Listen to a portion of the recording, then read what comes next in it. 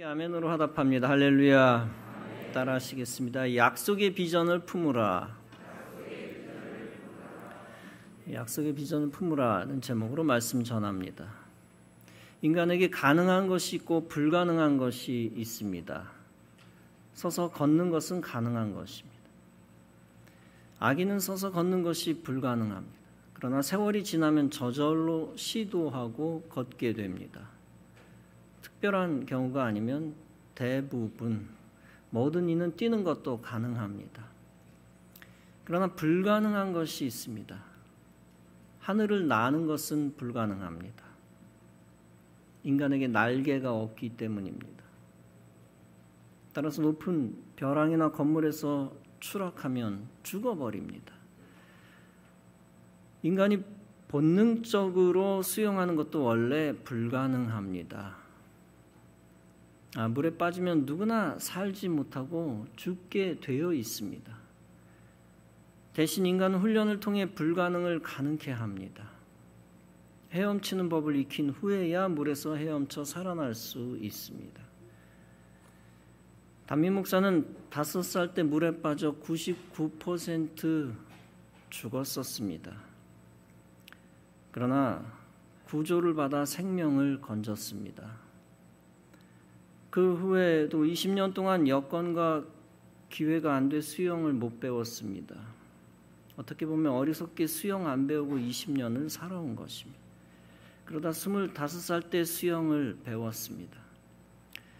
물에 빠져 거의 죽었던 사람이 이제 누구보다도 물에 자신감이 생겼습니다.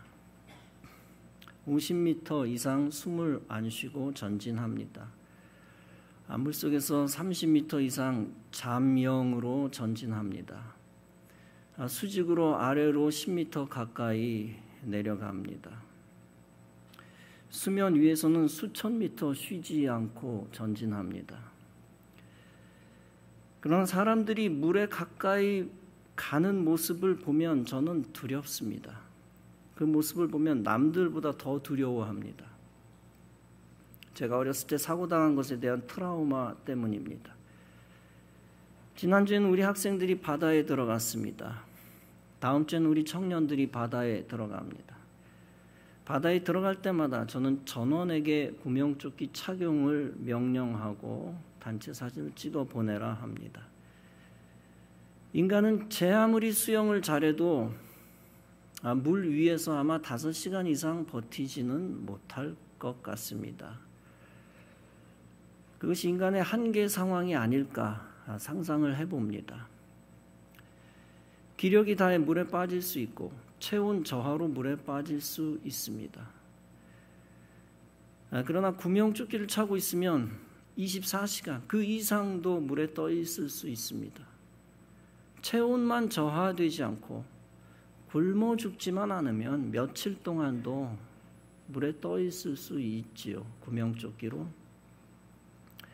물에서 생존이 불가능한 사람을 생존 가능케 하는 것이 구명조끼입니다. 아기가 태평양을 건너는 것은 불가능합니다. 그러나 엄마 등에 업히기만 하면 비행기를 통해 태평양을 건넙니다. 우리 딸 혜빈이가 최상훈 목사가 있었던 알래스카에서 첫 돌을 맞았습니다.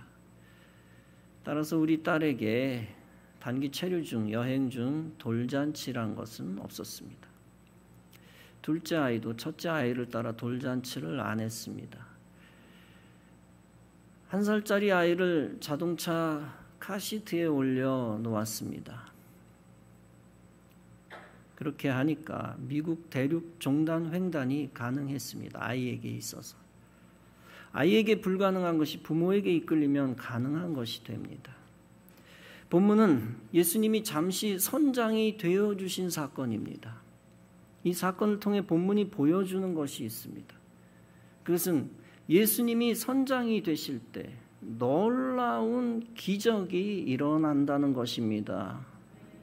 불가능한 것이 반드시 가능한 것으로 바뀐다는 것입니다. 무리가 몰려와서 하나님의 말씀을 듣습니다. 예수님은 게네사렛 호숫가에 서십니다. 거기서 호숫가에 배 2척이 있는 것을 보십니다.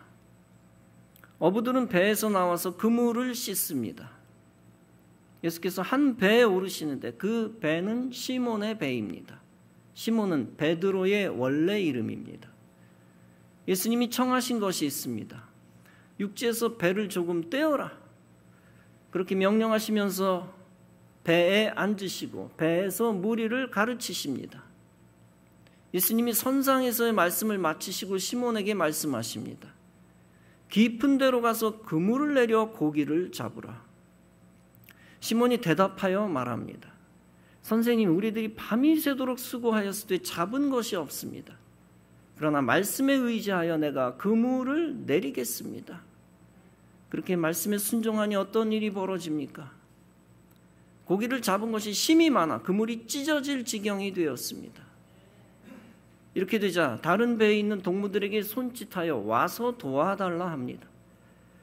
그들이 와서 두 배의 채움에 배가 잠길 지경이 됩니다.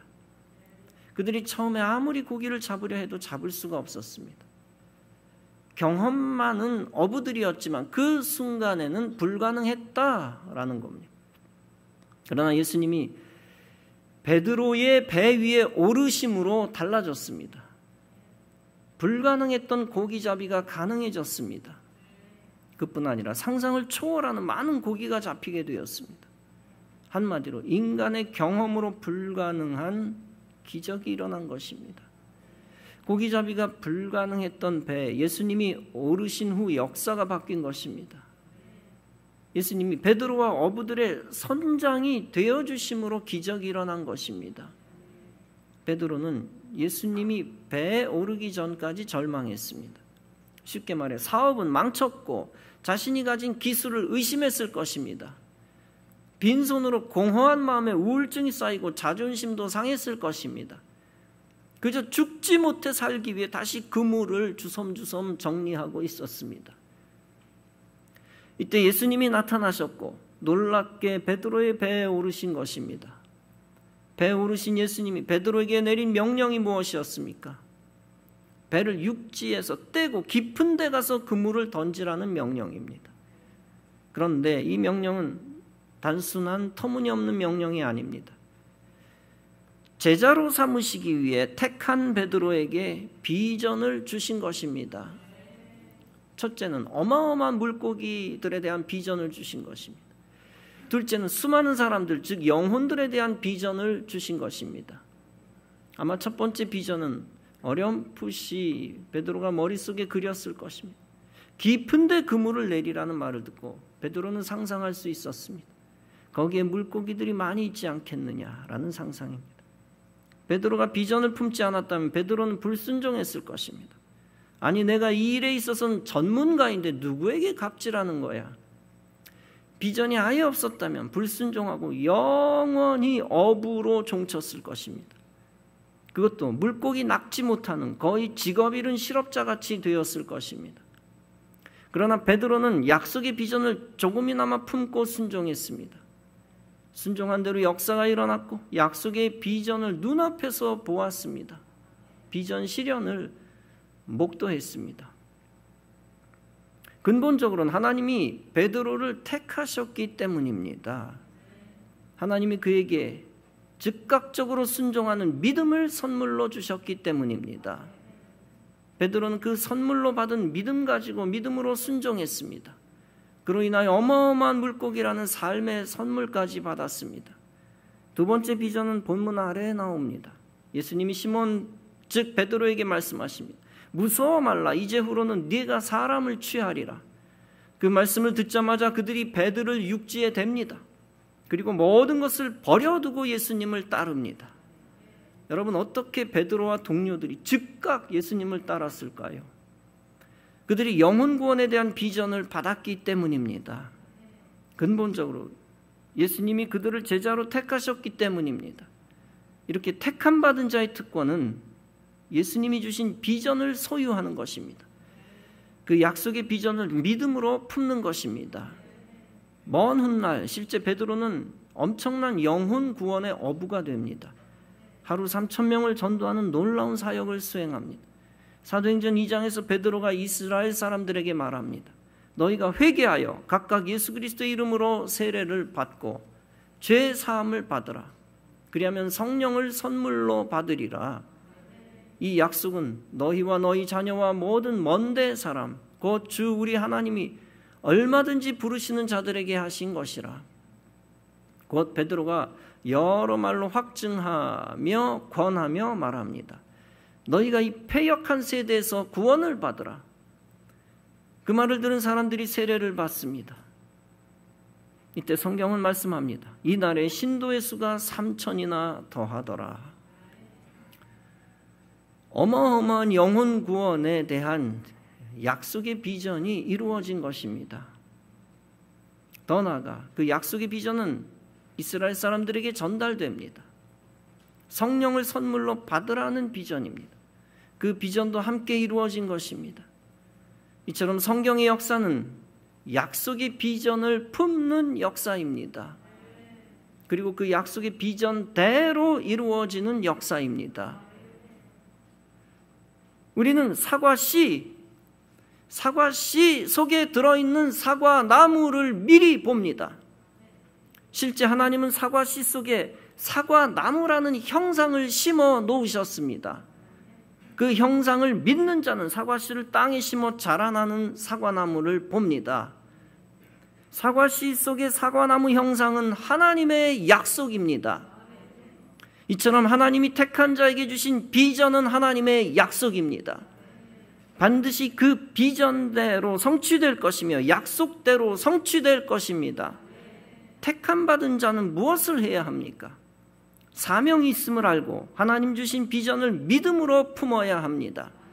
그때 하나님은 하나님이 택하신 자를 통하여 믿음의 역사를 일으키십니다. 저와 여러분도 하나님으로부터 택함 받은 자로 살아야 될 줄로 믿습니다. 택함 받은 자로 믿는 믿음이 중요합니다. 그 믿음으로 주님이 주신 사명에 순종해야 합니다. 그리고 주님이 주신 약속의 비전을 믿음으로 품고 살아야 합니다. 그러면 베드로에게 함께 하신 것처럼 주님이 함께 하실 것입니다. 우리의 인생의 배, 인생의 선박에 동승하실 뿐 아니라 선장이 되어 주십니다. 우리의 인생을 사명 있는 인생으로 삼으시고 직접 우리의 인생을 이끄십니다. 가장 합당한 것으로 인도하여 충성하게 하십니다. 그 후 비전이 놀랍게 이루어지는 것을 우리가 경험하게 하십니다. 그 비전의 성취를 통하여 우리는 하나님이 하셨습니다 라고 고백하게 됩니다. 요한복음 15장은 말씀합니다. 내가 너희 안에 너희가 내 안에 있으면 과실 열매를 많이 맺나니 나를 떠나서 너희가 아무것도 할 수 없느니라. 예수님이 인생의 선장과 운전자가 되어주시기만 하면 됩니다. 그러면 예수님이 친히 가장 열매가 풍성한 곳으로 인도해 주십니다. 주님은 비전을 주신 후에 우리에게 3가지를 주문하십니다. 첫째는 비전이 성취되도록 구하는 것, 즉 기도하는 것입니다. 둘째는 그 기도한 후에 비전 성취의 조건들을 찾는 것입니다. 셋째는 그 조건에 맞춰 움직이고 부지런히 문을 두드리는 것입니다.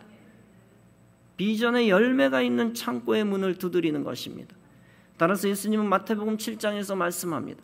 구하라 그러면 너희에게 주실 것이요 찾으라 그러면 찾아낼 것이요 문을 두드리라 그러면 너희에게 열릴 것이니 구하는 이마다 받을 것이요 찾는 이마다 찾아낼 것이요 두드리는 이에게는 열릴 것이니라. 너희 중에 누가 아들이 떡을 달라 하는데 뱀을 주며 생선 달라 하는데 뱀을 줄 사람이 있겠느냐? 돌을 줄 사람이 있겠느냐? 너희가 악한 자라도 좋은 것으로 자식에게 줄 줄 알거든 하물며 하늘에 계신 너희 아버지께서 구하는 자에게 좋은 것으로 주시지 않겠느냐? 여러분, 이 땅에서 이루어지는 축복의 성취도 귀중합니다. 사명을 위한 비전의 성취, 약속으로 주어진 비전의 성취입니다. 또한 귀중한 것은 하나님의 자녀에게 주시는 축복의 선물입니다. 그 축복의 선물을 얻는 것도 중요합니다. 천국의 구원은 성도에게 있어서 가장 중요합니다. 그러나 이 땅에서 하나님이 성도에게 주신 약속의 비전도 중요합니다. 성도에게 주신 하나님의 축복의 선물도 중요합니다. 저 하늘나라 천국이 가장 중요하지만 이 땅에서의 성취도 중요하다. 그것도 약속을 통하여 이루어지는 성취입니다. 축복의 선물, 약속의 성취가 필요 없다면 어떻게 되었을까요? 예수님이 구하라, 찾으라, 두드리라 라고 말씀조차 하지도 않으셨을 것입니다. 그러나 예수님은 분명히 믿음으로 미래의 축복의 선물을 구하라고 했습니다. 성도는 믿음으로 마음의 청사진을 가져야 합니다. 청사진 속에 하나님이 약속하신 거룩한 목적이 있습니다. 그것들을 말씀에 순종하면서 믿음으로 구해야 합니다. 그러면 우리의 목자 되신 예수님이 거룩한 목적을 이루실 것입니다. 우리 교회 새 성전이 다름 아니라 하나님이 약속하신 거룩한 목적입니다. 그 목적을 이루시기 위해 하나님이 우리 모두에게 청사진을 주셨습니다. 온 교인이 한 마음 한 뜻 되게 하셨고 한 비전을 주셨습니다. 주님이 친히 가나안으로 나가는 군대의 대장이 되어 주셨습니다. 따라서 우리는 대장 되신 주님만 따라가면 됩니다. 그러면 주님이 친히 거룩한 가나안으로 우리를 이끌어 주실 것입니다. 거룩한 가나안 터에서 거룩한 성전을 주실 것입니다. 이 믿음 갖고 여러분 모두 약속의 비전을 믿음으로 품으시기 바랍니다. 그 비전을 품고 기도하고 헌신하며 찾고 충성하며 두드리시기 바랍니다. 그러면 구하라고 명령하신 주님이 구하는 자에게 놀라운 선물을 주실 것입니다.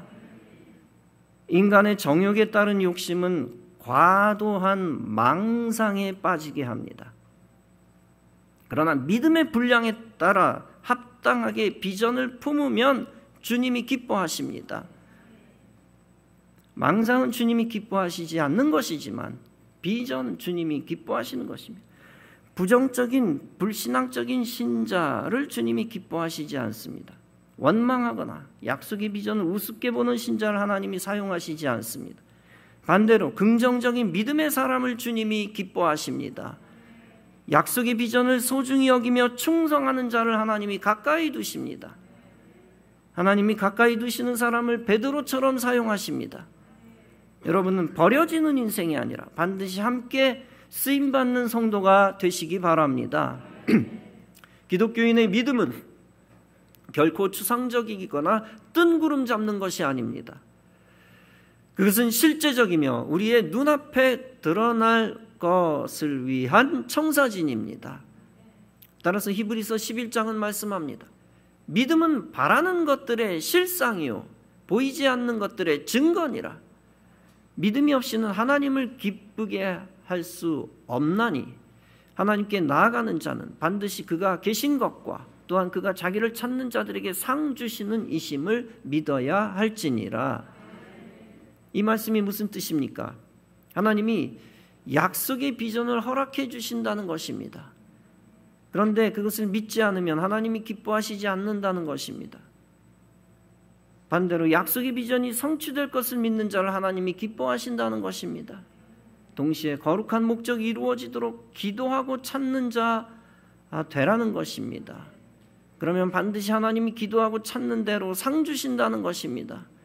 그 목적을 이루신다는 것입니다. 여러분들은 그 목적을 믿음으로 이루시기 바랍니다. 그로 인해 하나님을 기쁘시게 하고 하나님께 영광 돌리시기 바랍니다. 주님은 우리의 선한 성품도 기뻐하시지만 믿음을 더 기뻐하십니다. 우리의 선한 행실도 기뻐하시지만 믿음을 더 기뻐하십니다. 베드로가 선한 사람이었다 할지라도 불순종했다면 그는 믿음 없는 자입니다. 베드로가 선한 행실을 평소에 많이 했다고 가정해 봅시다. 그런데 정작 예수님이 그물을 내리라고 했을 때 거부했다면 어떻게 되었을까요? 그는 믿음 없는 자가 되어 주님이 기뻐하시지 않았을 것입니다. 결국 그 믿음 없음 때문에 그의 행실과 상관없이 제자에서 탈락입니다. 택함받은 베드로에게 있어서 위와 같은 가정법은 사실 넌센스입니다. 베드로는 믿음 없이 불순종할 가능성이 없는 사람이었습니다. 그러나 우리는 최악의 가정법을 통해 우리 스스로 근신해야 합니다. 우리는 우리 자신의 인간적인 가치관을 신봉해서는 안 됩니다. 내 가치관이 하나님 나라 교회 비전에 맞지 않으면 불순종합니다. 믿음 없는 자가 되고 약속의 비전과 멀어집니다. 사람에게 있어서 인간성은 굉장히 중요합니다. 그러나 우리는 우리 자신의 어떤 인간성을 최고봉으로 놓아서는 안 됩니다. 신앙생활의 최고가 인간성이다라고 속단해서는 안 됩니다. 믿음보다 인간성을 높이다가 믿음 팔아먹습니다. 그 인간성은 교만으로 바뀌며 하나님의 뜻과 반대로 갑니다. 사람에게 있어서 인간의 경험도 매우 귀중합니다. 그러나 우리는 우리의 경험을 믿음 이상으로 신뢰해서는 안 됩니다. 우리의 경험은 어디까지나 인간이 설정한 제한적 가능성입니다. 인간의 경험만 의지하면 베드로는 믿음을 갖지 않았을 것입니다. 예수님은 베드로에게 엄청난 물고기들을 주시지 않았을 것입니다. 우리도 인간의 경험만을 의지하면 거룩한 성전을 지을 수 없습니다. 경험이 계명보다 앞서면 하나님의 능력을 제한하는 것입니다. 경험이 약속의 비전을 무너뜨리면 우리는 믿음 없는 죄인이 됩니다. 경험이 사명을 거부하면 불충한 종으로서 쓰임받지 못합니다. 쉽게 말하면 약속의 비전을 불신앙으로 거부하면 작은 그릇이 됩니다. 작은 그릇이 되면 하나님이 큰 복을 채워주실 수 없습니다. 작은 그릇이 되면 하나님이 사명을 위해 사용하실 수 없습니다. 여러분은 믿음 없는 작은 그릇으로 인생을 마무리하지 마시기 바랍니다. 하나님이 교회를 통해 주신 비전을 믿음으로 품어 큰 그릇 되시기 바랍니다. 믿음으로 품고 믿음으로 기도하고 믿음으로 행동하시기 바랍니다. 그러면 주님께서 그 믿음에 복을 더하여 주실 줄로 믿습니다. 믿음대로 되게 하시고 믿음의 열매를 주실 것입니다. 주님이 친히 믿음의 사람을 통하여 믿음의 역사를 일으키실 것입니다. 사랑하는 성도 여러분, 오직 믿음으로 불가능을 가능케 하는 성도가 되시기 바랍니다. 내 힘으로는 불가능하지만 하나님의 능력으로는 무엇이든 가능합니다.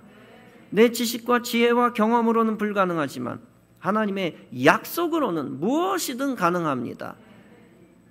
이스라엘 백성들이 약속의 땅 가나안으로 들어가기 전까지 기적을 체험합니다. 만나와 메추라기를 받는 기적, 바위가 터져 물이 나오는 기적입니다. 악한 이방인을 주의 권세로 멸하는 기적입니다. 그런 기적을 체험한 이후에 진정으로 가나안 땅을 얻게 됩니다. 우리도 영원한 천국을 믿음으로 소망하며 나아가고 있습니다. 그런데 영원한 천국에 이르기 전까지, 진정한 참된 가나안에 이르기 전까지 이 땅에서도 약속의 비전을 꿈꿉니다. 그리고 그 비전을 이루기 위해 믿음으로 전진합니다. 믿음의 성도들은 이 땅에서도 믿음으로 거룩한 목표들을 이루어야 합니다. 주님 주신 목표를 믿음으로 이루기 위해 믿음으로 살아야 합니다. 그때 믿음의 증거가 나타나고 믿음의 열매를 보게 됩니다. 사도 바울은 빌립보서 3장에서 고백합니다. 형제들아, 나는 아직 내가 잡은 줄로 여기지 아니하고 오직 한 일, 즉 뒤에 있는 것은 잊어버리고 앞에 있는 것을 잡으려고 표대를 향하여 그리스도 예수 안에서 하나님이 위에서 부르신 부름의 상을 위하여 달려가노라. 이처럼 사도 바울은 비전을 바라보며 상주심을 바라보며 전진했습니다. 그는 그리스도인으로서 가장 합당한 믿음의 모습을 보여주고 있습니다. 우리도 사도 바울처럼 믿음의 열매, 믿음이 주는 상을 소망하며 믿음으로 살아야 되겠습니다. 여러분, 주님이 가장 좋은 큰 상을 주시는 대상이 누구일까요?